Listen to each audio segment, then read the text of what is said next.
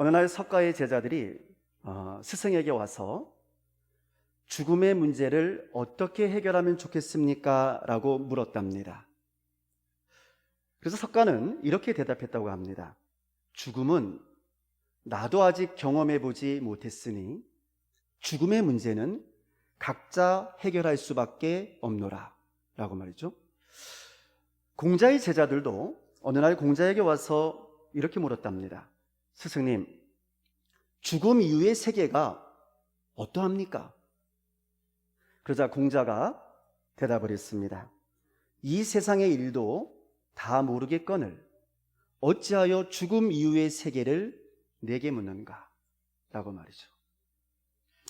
그렇습니다. 인류의 어떤 종교도 어떤 위대한 영웅도 이 죽음의 문제를 해결하지 못했습니다.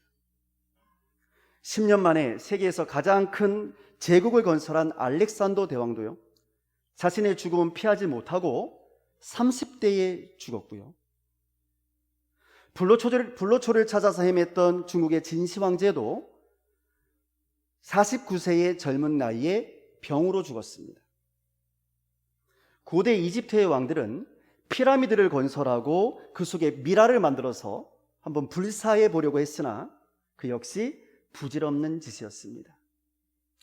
또한 중국의 한 무제는 높은 탑을 쌓고 그 위에 승로반이라고 하는 큰 쟁반을 얹어서 혹여 영생을 얻을까 하고 아침 이슬을 날마다 받아 먹었지만 그 또한 죽음을 피할 수가 없었습니다. 그래서 신학자 킬케고르는 모든 인간은 죽음에 이르는 병에 걸렸다라고 말했고요. 성 어거스틴도 사람의 맥박 소리를 사망으로 향하는 행진곡이다 이렇게 말한 적이 있습니다. 사망으로 향하는 행진곡이라고 말이죠. 그렇습니다. 이렇게 모든 인간은 죽음으로 가는 길을 피할 수가 없는 것 같습니다. 어떻게 보면 인간의 죽음 앞에서는 모두가 다 평등한 것 같아요. 죽음 앞에서는 빈부의 격차도 없고요, 높고 낮음도 없고요, 그리고 흑백이라고 하는 인종의 차별도 없습니다. 모두가 하나님께서 정하신 그 때가 되면 죽음의 길을 떠나야만 합니다. 그것이 우리의 인생이죠. 예수를 믿는 사람들이나 그렇지 않은 사람들이나 모두가 똑같습니다. 우리 예수 믿는 사람들도요, 죽음을 피할 수 없습니다. 그런데요, 그 다음부터가 다릅니다. 우리 예수 믿는 사람들에게는 세상 사람들과는 구별되는 확실한 소망이 있기 때문이죠. 그 소망이 바로 부활의 소망입니다. 죽음이 끝이 아니라는 사실입니다. 여러분 믿습니까? 오늘 본문 말씀은 이 부활의 소망, 이 부활의 비밀에 대해서 우리에게 이렇게 말해주고 있습니다. 말씀을 잘 생각하면서요, 우리 함께 오늘 본문 말씀 고린도전서 15장 51절에서 53절까지 말씀을 우리 함께 같이 읽겠습니다. 보라, 내가 너희에게 비밀을 말하노니 우리가 다 잠잘 것이 아니요 마지막 나팔에 순식간에 홀연히 다 변화되리니 나팔 소리가 나매 죽은 자들이 썩지 아니할 것으로 다시 살아나고 우리도 변화되리라. 이 썩을 것이 반드시 썩지 아니할 것을 입겠고 이 죽을 것이 죽지 아니함을 입으리로다. 아멘. 여러분, 마지막 나팔의 순간이란 우리 주님 예수 그리스도께서 다시 오시는 재림의 그날을 말합니다.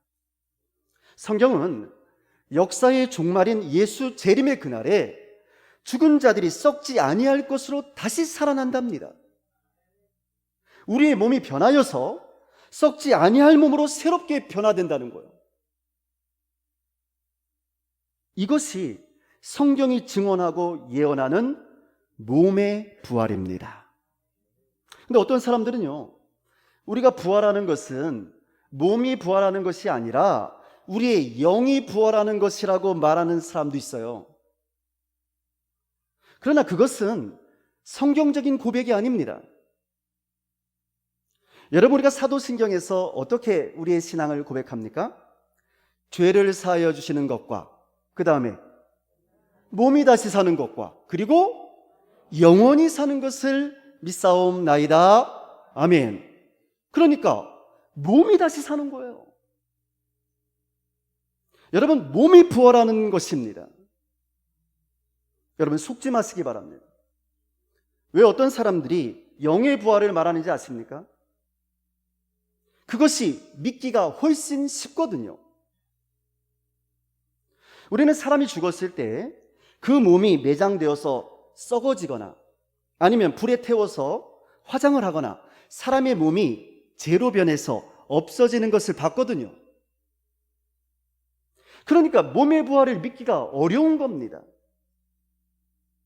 차라리 눈에 보이지 않는 영의 부활을 이야기하기가 훨씬 좋은 거죠. 왜?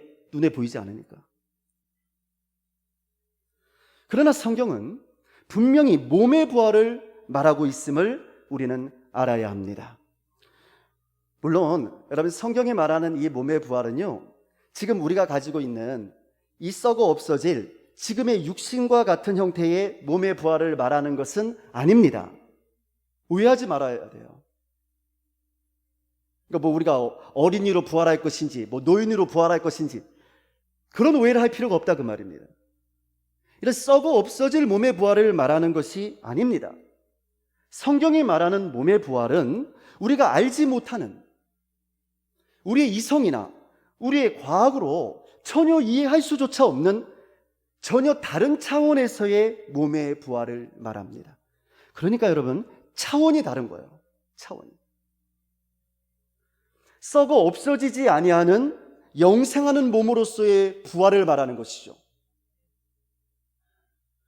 그래서 우리가 이 몸의 부활을 믿는다고 고백하는 것은요, 곧 우리가 영원히 사는 것을 믿는다는 고백과 사실은 같은 겁니다. 왜? 우리의 몸이 썩지 아니할 몸으로 부활하기 때문에. 자, 그렇다면 정말 이 몸의 부활이 가능한 것일까요? 이미 재가 되어서 없어져 버리거나 사라져 버린 죽은 자가 무덤에서 일어나 다시 살아나게 될 수 있는 걸까요? 도저히 우리들의 이성으로는 이해할 수 없는 이 같은 일이 정말 일어날 수 있는 걸까요? 여러분, 어떻게 생각하십니까? 자, 그렇다면 여러분, 성경이 증언하고 있는 다음과 같은 기적들에 대해서는 어떻게 생각하십니까? 90살의 여자가 임신을 했다. 한 여인이 소금 기둥으로 변하였다. 대홍수가 지구를 뒤덮었다. 떨기나무에 불이 붙었으나 전혀 타지를 않았다. 홍해가 양쪽으로 갈라져서 민족 전체가 구원을 받았다. 여리고 성벽이 저절로 무너졌다. 하늘에서 불이 내려와서 제단을 다 태워버렸다. 남자를 알지 못하는 동정녀가 아이를 잉태하였다. 소경이 보게 되고 문둥병자가 나음을 얻게 되었다. 자, 안진뱅이가 일어나라는 말 한마디에 일어나서 걷기도 하고 뛰기도 하였다. 물이 변화해서 포도주가 되었고 물고기 2마리와 보리떡 5개로 장정만 5,000명이 먹고 12광줄이나 남았다. 어떻습니까? 이런 일들은 믿을만 하십니까? 사실 이런 기적들은 우리들의 이성으로 쉽게 믿기가 어려운 일들입니다. 자, 그러나 성경의 저자들은 이와 같은 기적이 분명히 일어났다는 겁니다. 내가 보았다는 거예요. 우리가 경험했다는 겁니다. 내가 직접 체험했다는 거예요. 내가 증인이라는 겁니다. 내가. 여러분, 이것이 성경의 역사예요. 성경의 역사. 그렇다면 어떻게 이처럼 믿기 어려운 기적 같은 일들이 실제로 일어날 수 있었던 걸까 하는 거예요. 성경 첫 장을 펼쳐보시면 여러분 창세기 1장 1절 뭐라고 기록되어져 있습니까? 태초에 하나님이 천지를 창조하시니라. 할렐루야. 여러분 창세기 1장 1절에 뭐라고 기록되어져 있다고요? 태초에 하나님이 천지를 창조하시니라. 아멘. 여러분 성경은 이렇게 시작되는 거예요. 태초에 하나님이 천지를 창조하셨다라고 말이죠. 아무것도 없었는데 태초에 하나님께서 천지 만물을 창조하셨다라는 거예요. 그렇습니다. 성도 여러분, 모든 기적의 비밀을 푸는 유일한 해법이 바로 여기에 담겨져 있습니다. 하나님이 태초에 천지를 창조하셨다는 것, 그것이 해답입니다. 하나님은 아무것도 없는 무에서 유를 존재케 하셨고, 그러므로 존재의 근원이 되시는 분이신 줄로 믿습니다. 여러분, 저 광활한 우주에는요, 우리가 알지 못하는 일들이 너무나도 많이 일어나고 있습니다. 우리가 밤마다 보는 수많은 별들 가운데는 빛의 속도로 수천억 년을 달려가야 하는 별들도 있답니다. 쉽게 말씀드리면 우리는 수천억 년 전의 별들의 모습을 지금 보고 있는 거죠. 따라서 어쩌면 지금쯤은 그 별들이 다 없어졌을지도 모르는 일입니다. 우리는 하나님이 창조하신 이 피조물의 세계조차도 제대로 알지 못하고 또 온전히 이해하지 못하고 있습니다. 그리고 우리는 이렇게 우리가 이해할 수 없는 일들을 일컬어서 기적이라고 부르는 것이죠. 사실 멀리 우주까지 언급하지 않더라도요, 요즘 같은 화창한 봄날에 들에 피는 꽃만 보더라도 여러분 그 모든 일들이 다 기적이 아니겠습니까? 어떻게 다 죽은 줄로만 알았던 그 꽃들이 봄이 되면 그렇게 어김없이 그렇게도 아름다운 꽃을 피우는지 우리가 어떻게 그 생명의 비밀을 다 이해할 수가 있겠습니까? 성경은 인간 중에 최고로 부자로 살았던 솔로몬의 모든 영광으로도 이 꽃 하나만 갖지 못하였다라고 말하고 있거든요. 단지 우리는 때가 되면 자기 스스로 알아서 꽃이 피는 그런 모습들을 항상 보아왔기 때문에 봄이 되면 아름다운 꽃이 피는 것을 보고서도 기적이라고 말하지를 않는 것뿐입니다. 사실은 들에 핀 이름 모를 꽃들의 그 아름다움도 우리 인간들의 눈으로 볼 때는 정말 이해할 수 없는 놀라운 기적인 것이죠. 그러므로 이 온 우주와 이 세상에서 일어나고 있는 이 모든 일들이 우리 인간들의 눈으로 볼 때는 기적인 것입니다. 단지 우리가 그런 일들을 보면서 우리의 이성으로 이해할 수 있으면 상식이라고 부르는 것이고요, 이해할 수 없으면 기적이라고 부르는 것뿐입니다. 그렇다면 이렇게 온 세상에서 일어나는 이 기적들이 온 우주를 창조하신 창조주 하나님 앞에서는 어떤 의미가 있는 걸까요? 우리에게는 기적인데 하나님께는 어떤 의미가 있겠느냐 그 말이에요. 하나님 앞에서도 역시 기적은 불가능하고 이해할 수 없는 기적이 될 수가 있을까요? 아니요, 그렇지 않습니다. 우리 인간들이 생각하는 모든 기적들은 사실은 하나님 앞에서는 지극히 평범한 상식에 지나지 않는 것입니다. 그 모든 일들이 하나님 앞에서는 더 이상 기적이 될 수 없는 것이죠. 왜냐하면 하나님께서 그 모든 것들을 창조하신 창조자이시기 때문입니다. 없던 곳에서 만드셨다니까요. 창조하셨다니까요.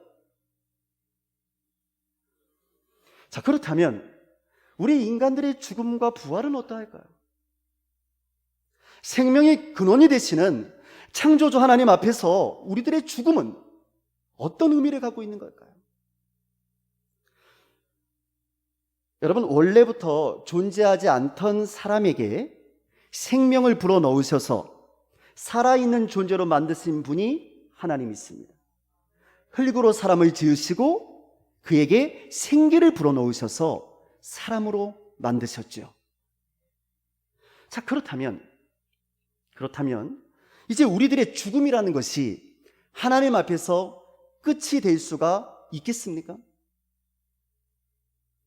생명의 주관자이신 하나님 앞에서 죽음이 절망이요 끝이 될 수가 있을까요? 하나님은 우리에게 생명을 주셨는데? 아니요, 그렇지 않죠. 여러분, 우리들의 죽음은 피조물인 우리들의 눈으로 볼 때는, 우리들의 영역에서 볼 때는 어쩌면 끝이요 종말처럼 보일지 모릅니다. 당연하죠, 우리 입장에서 볼 때는. 자, 그러나 우리에게 생명을 주신, 우리에게 생기를 불어넣으신 하나님 편에서 볼 때는 어떨까요? 네, 하나님께서 볼 때는요, 하나님이 인간에게 주셨던 그 생명의 기운, 생명 있지 않습니까? 생명. 그 생명이 다시 하나님께로 돌아가는 것, 그것을 주신 하나님께로 다시 돌아가는 것, 그것이 죽음인 겁니다. 여러분 믿습니까? 그래서 성경은 전도서 12장 7절에서 이에 대해서 이렇게 분명하게 선언했습니다. 흙은 여전히 땅으로 돌아가고 영은 그것을 주신 하나님께로 돌아가기 전에 기억하라.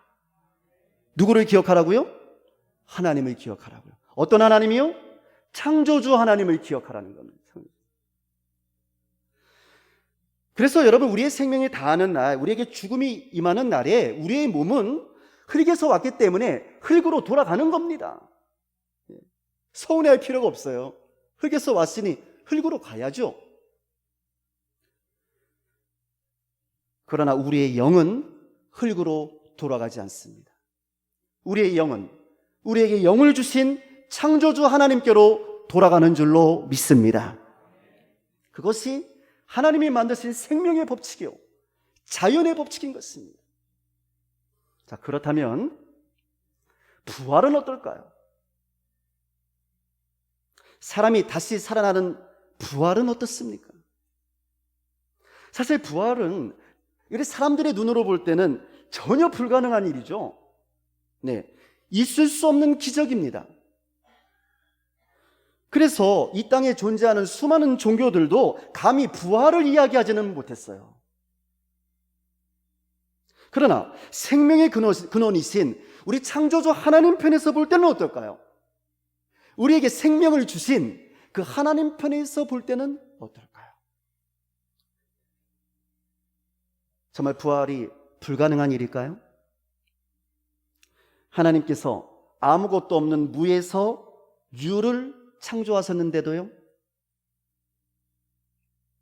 하나님이 흙으로 사람을 지으시고 그 코에 생기를 불어넣으셔서 사람이 되게 만드신 바로 그 창조자이신데도요, 그래도 불가능한 걸까요?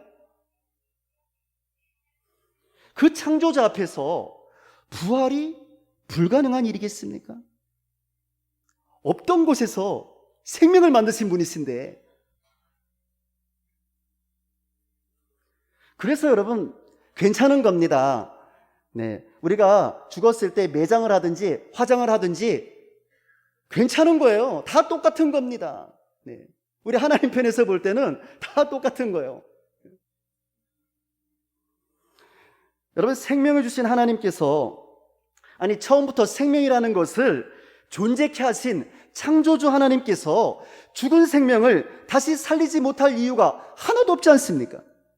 무에서 유를 만드신 분인데 당신의 뜻에 달려있는 것 뿐이죠. 창조자의 뜻에 달려있는 것 뿐이죠. 그러므로 성도 여러분, 부활이란 오직 하나님이 창조자이심을 고백할 때만 믿을 수 있는 사건인 줄로 믿습니다.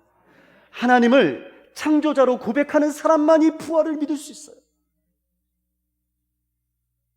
우리가 하나님께서 이 세상 만물을 창조하신 분이라는 것을 고백한다면 부활을 믿을 수가 있는 겁니다.